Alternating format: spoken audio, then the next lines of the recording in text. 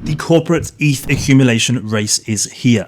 The L1 corporation race is here. Guys, this is not a drill. Crypto is going mainstream.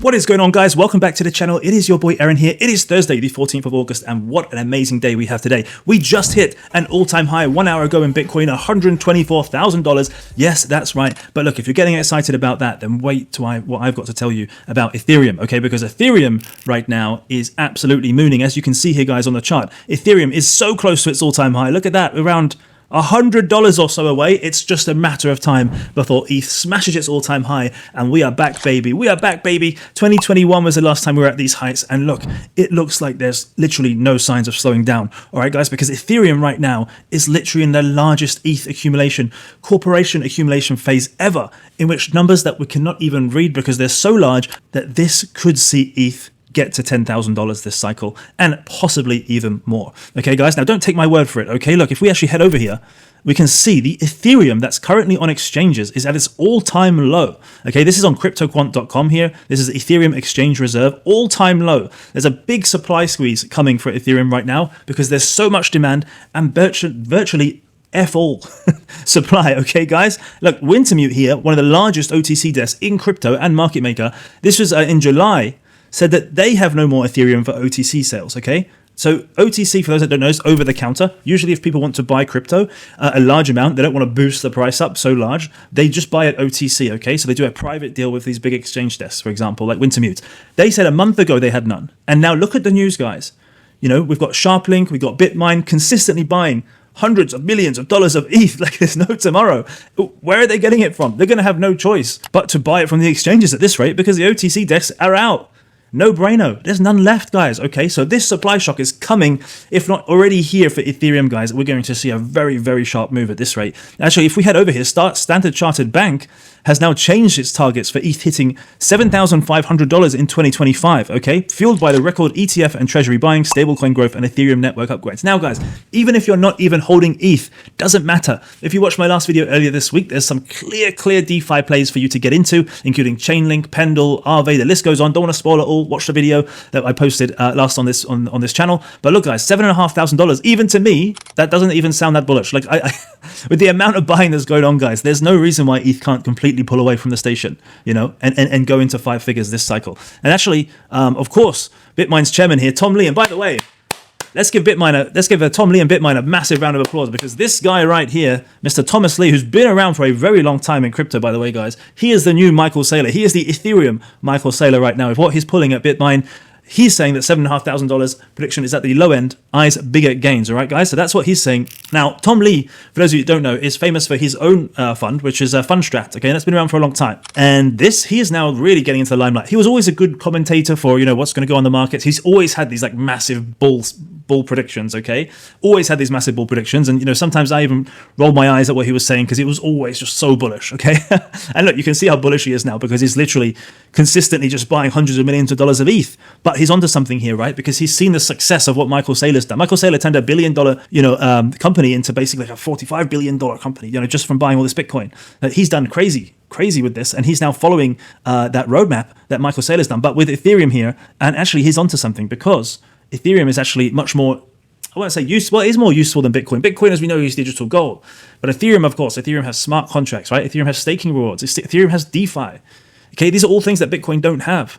So there's a big argument to be made that Ethereum is actually going to be an amazing place for, you know, more corporations to continually get access to Ethereum, to continue to earn yield via Bitmine, and just going to keep growing, guys. Now, actually, if you look at the target here that Tom Lee actually set, so I went back because I knew he used to say some crazy numbers. In 2021, Tom Lee tipped $200,000 in Bitcoin, okay? Now, we didn't even hit what did we hit? We didn't even hit 70K, okay? So keep that in mind. It's always good to hear both sides of the story. But of course, we are now in 2025 and things are very, very different. And we can't say that corporations are not losing their mind over Ethereum right now because they are. And they're accumulating like there is no tomorrow. All right, guys? Now, actually, if we head over here, we can actually see that Bitmine plans to issue $20 billion worth of stock to buy more ETH. Okay, so the 100 millions, forget that, $20 billion more worth of stock to buy ETH. This has never been done before on this scale, like not even close to this scale.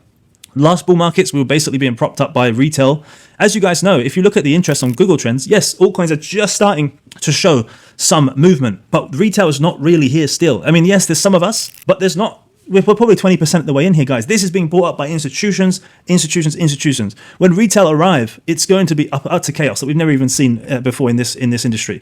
All right, guys, now looking at the previous monthly returns from Ethereum at previous cycles, you can see here, we're going to look at 2021 and 2017, okay, because they were always 1 year after the actual halving event, which where we are right now. So you can see Ethereum actually jumped 35% in August, in last time we were in this part of the cycle, and in 2017 it actually pumped 92.86%. Okay, crazy numbers, but even at those times they didn't have corporations buying $20 billion of ETH at that time. Okay, now a little bit of reservation is always good to hear two sides, but you can see like in September is actually known as Rectember, okay, in bull market. So remember that Rectember, because as you can see in Ethereum, it was down 12.55% in 2021, and it was also down in 21.65% as well. So look, guys, obviously it's looking very, very, very good, but don't think that we're not going to get a correction. We're absolutely going to get a correction, and it's probably coming in September. Looking at the previous data here, okay, guys. But having said all of that, we are in unprecedented territory right now.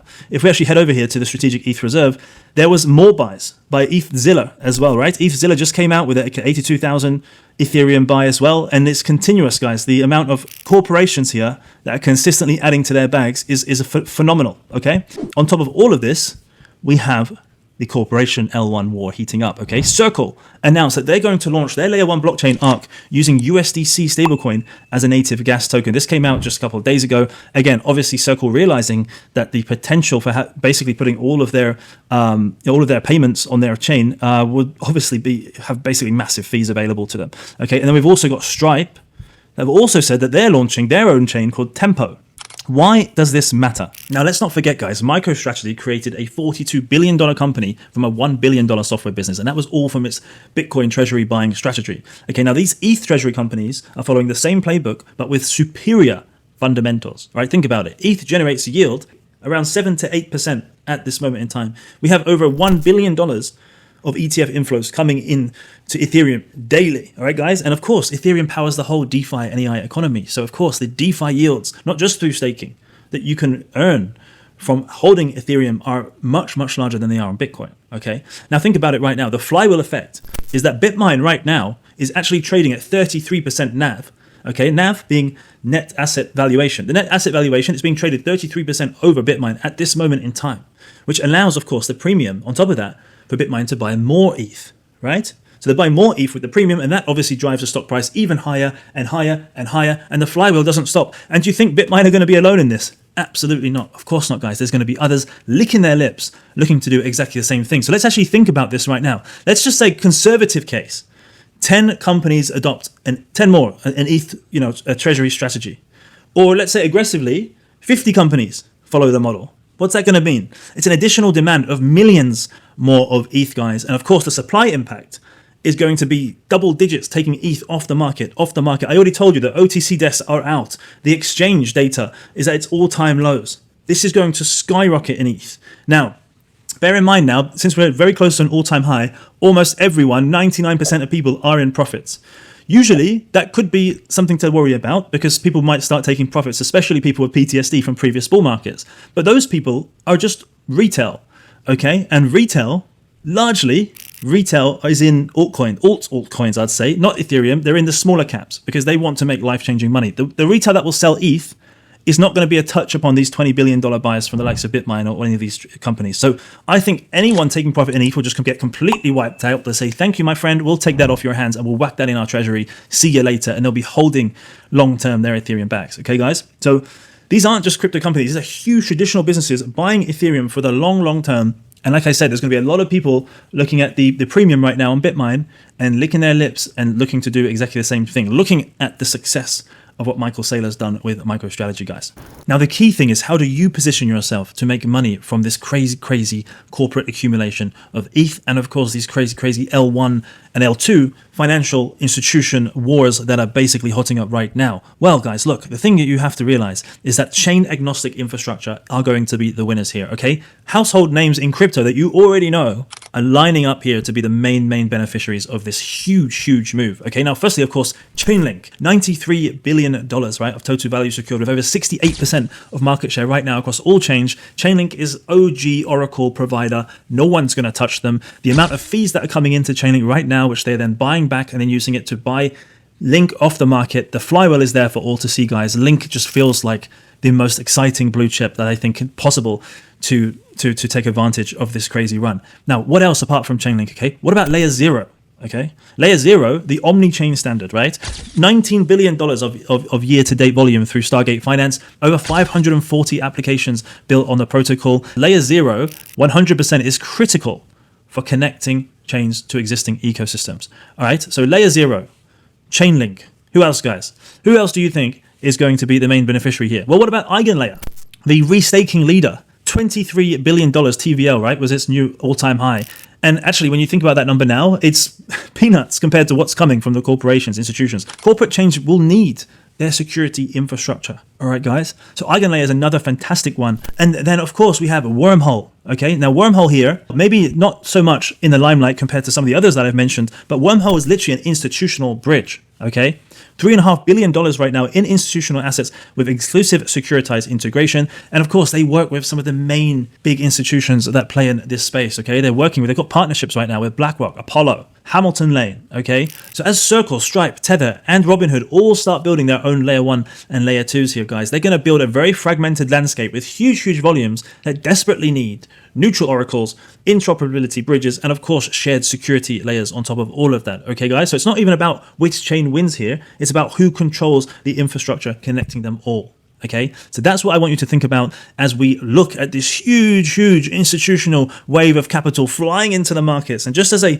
retail degen that you may be, doesn't mean that you can't win from this. Okay, you can win very big if you place your bets in the right areas. All right, guys, look, that's all I've got time for today, guys. Thank you so much for joining me once again on the channel. If you've been enjoying the content, don't forget to hit that like button, subscribe, and you'll get a notification as soon as I have a new video out. Thank you so much, guys, for joining me, and I'll see you again back here tomorrow.